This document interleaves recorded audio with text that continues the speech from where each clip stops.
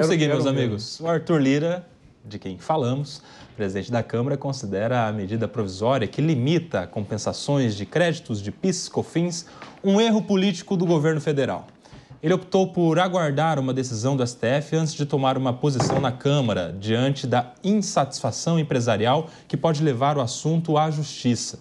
A MP, criada para equilibrar a desoneração da folha de pagamentos, gerou um descontentamento no Congresso, principalmente porque foi editada sem uma consulta prévia às lideranças.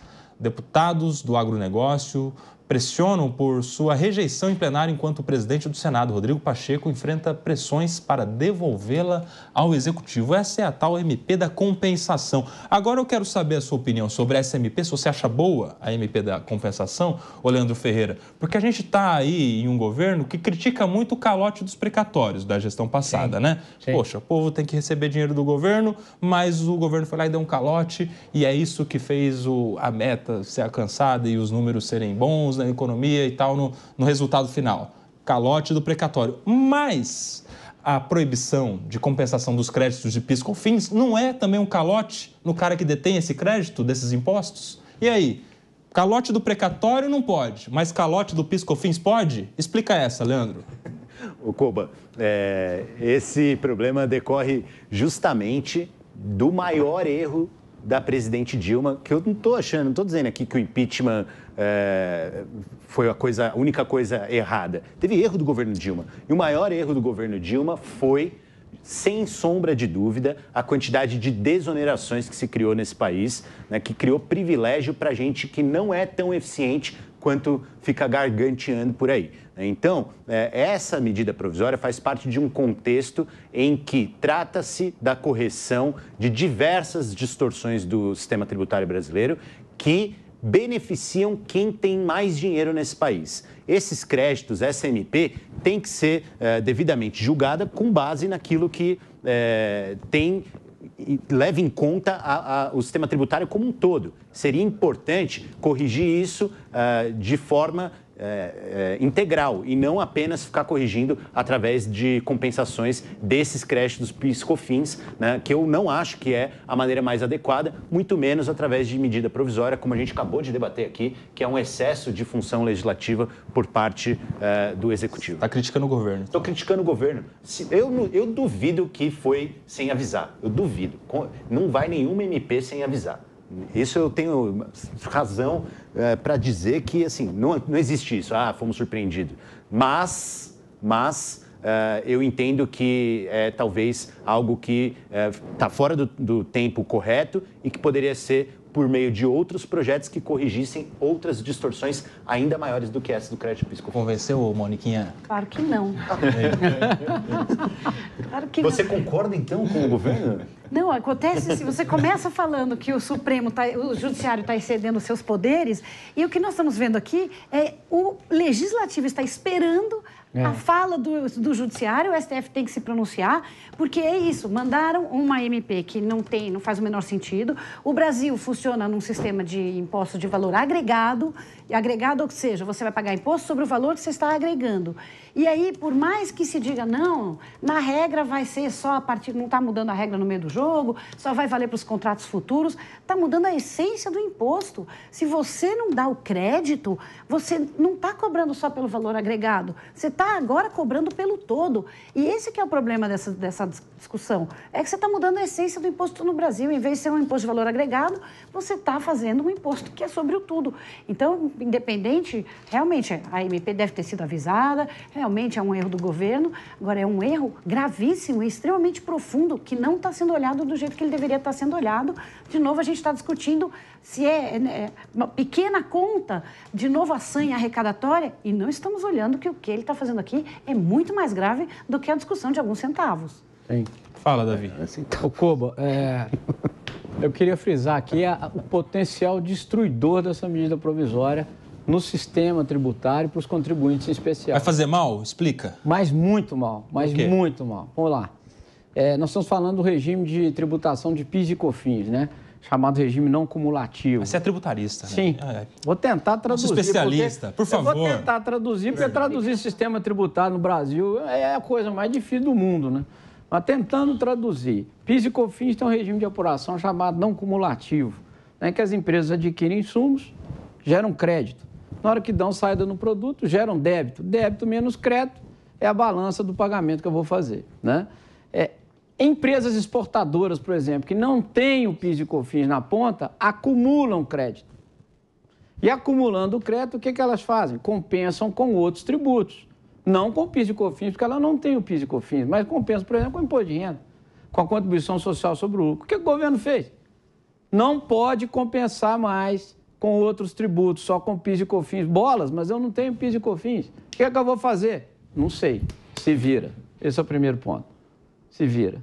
Aí vamos lá para a água. É um calote, não é? Calote total. Você tem crédito, mas você não recebe. Você tem que pagar aquele cara que é seu devedor. Pois é. Na verdade é essa, vai ter que tirar do bolso para pagar o imposto de renda que você pagava com o teu crédito. Sim. Esse é o ponto. Um outro ponto terrível nessa medida provisória, créditos presumidos. Aí vamos lá para a agroindústria, né? Que não tem nada de presumido esse crédito. É crédito. Né? A agroindústria compra do produtor rural, pessoa física, o insumo. A lei assegura que nessa aquisição, embora compras de pessoas físicas, em regra, não gerem o crédito, nessa cadeia gera. Aí chamaram de crédito presumido. Na verdade, é crédito mesmo, na veia. O que o governo fez? Também você não pode compensar, não pode pedir de volta esses créditos derivados da chamada presunção. Vai destruir a cadeia de agro, vai destruir a cadeia de produtos farmacêuticos que gozam muito de créditos presumidos. O setor de exportação, que está achando que não está afetado, está claramente afetado, porque a norma é aberta. A norma que foi revogada é aberta. Então, vai atingir os exportadores. Então, assim, o potencial de destruição, Koba, dessa medida provisória é um negócio escandaloso. Escandaloso. Mas, Davi, então, se puder acrescentar então, comentários sobre os setores que estão desonerados na Folha, eu acho que seria importante. Sim. Porque acho que a sua explicação tão completa pode explicar para a gente também o que são esses benefícios que estão aí sendo prorrogados. Estão tentando ser cobertos por essa medida absurda. Está errado. O Estado poderia compensar esse gasto de outras formas, por exemplo, diminuindo o tamanho dele, né? Diminuindo a quantidade de ministério, diminuindo 50 bi de emenda. Mas não, vai lá meter o cacete na cabeça do empresário. É sempre um longo de cada. Davi, eu perguntei para o tributarista, não perguntei sua opinião sobre o tamanho do Estado. Perguntei sobre a você Folha. tem que responder o que ele quer ouvir, Davi. Vamos lá. Tem que responder a pergunta que eu quero ouvir. Vamos lá. A Dilma Rousseff colocou 56 ou 57 setores em desoneração. Desoneração, que é basicamente o quê? Você trocar a contribuição previdenciária de folha sobre uma contribuição sobre faturamento. As empresas fazem uma conta, vê o que sai mais barato, acaba pagando sobre faturamento, porque em geral é mais barato. Né? Essa foi a concepção da desoneração, que veio aumentando no governo Dilma e que agora caiu para 17 setores.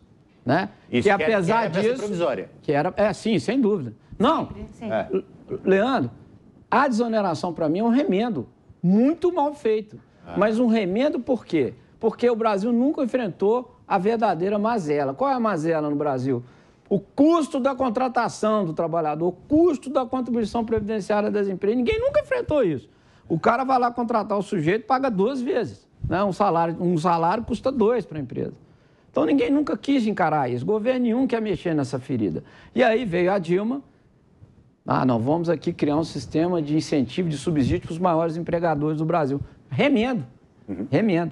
Mas se o governo federal quer terminar com esse remendo, que termine sangrando dos próprios cofres que estão abarrotados. E não dar uma porrada na cabeça do contribuinte, pô. Desculpa a expressão. Vamos lá. Você concorda com o Davi nesse ponto, né? O remendo e SMP, o remendo em cima do remendo. Ou seja, você acha que não deveria ter desoneração para Eu acho que não deveria ter a desoneração, em que pese que deveria ser feita uma discussão sobre as possibilidades de reduzir o custo da carga tributária sobre as folhas de pagamento em geral, e não apenas para setores que são super bem representados. Eu acho que temos uma mesa liberal aqui, hein?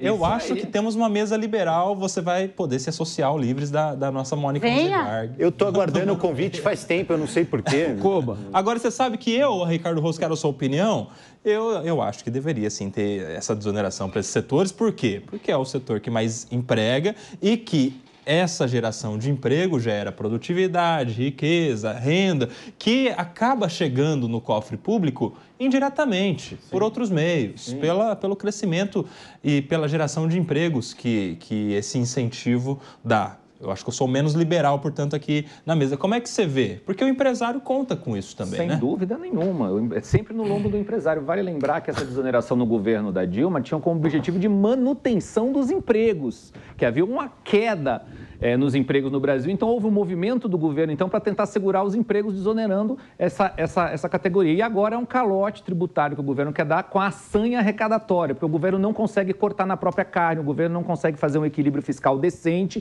ele é um governo gastador, é um governo imenso e cada vez olhando para engordar mais, em vez de cortar na própria carne, vai buscando esses paliativos. Essa MP é um calote, é um paliativo. Pediu, Mônica. Uma correção apenas, Koba. Não é que nós somos contra a desoneração. Nós somos contra a desoneração só para 17 setores. O que tem que desonerar é para todos os setores da economia.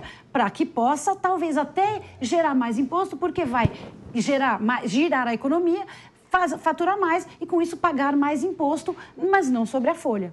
Exatamente. Essa observação aí. Alguém quer falar mais algo sobre isso? Senão nós vamos seguir. Só que eu estranhei, assim, o Koba defender tanto a desoneração dos 17 setores. Eu fui citar aqui os setores que estavam...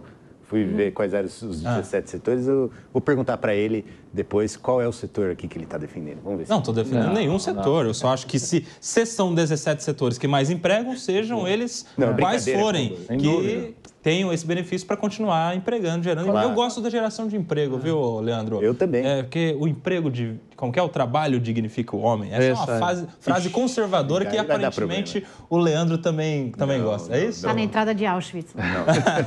Está escrito no portão de Auschwitz pelos nazistas essa frase. Mas não tem nenhuma referência a nenhum tipo de... Pelo amor de Deus.